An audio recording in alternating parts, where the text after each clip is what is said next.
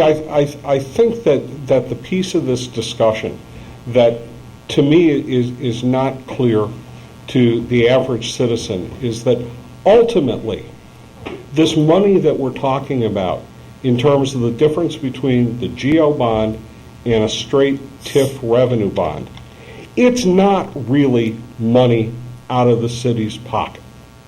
Okay? We're not talking about saving the taxpayers' money here.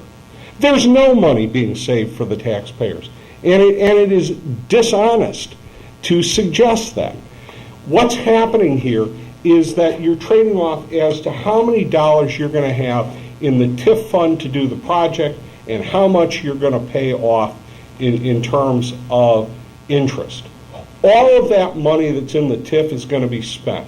And the only question is whether that money is going to go to the revenue bond or whether it's going to go to the GO bond. If it goes to the GO bond, you have more money to spend on the projects. But you have another big thing that happens. If the projects don't generate enough revenue, the taxpayers of the city of Dekalb are not on the hook with a revenue bond.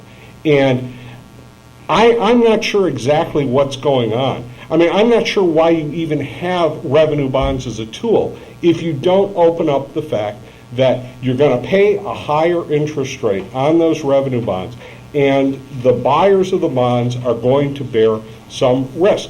And some of that risk is a default risk.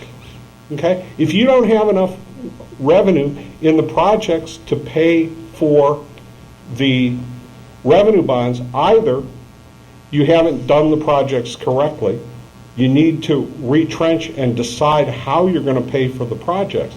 But I don't think most of the citizens of the city of Dekalb know that if the TIF fails, the city of Dekalb alone, their citizens are on the hook because those are general obligation bonds.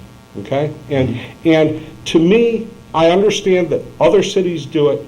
I understand that your bond advisors are saying, well, you can't default on these revenue bonds. Well, I'm not sure why we even have revenue bonds if we don't open up that possibility. And, you know, if you're going to refund the money to the taxpayers of Dekalb that you're saving by having the lower interest rate on the general obligation bonds, go for it. But you're not doing that. You're spending the money anyway.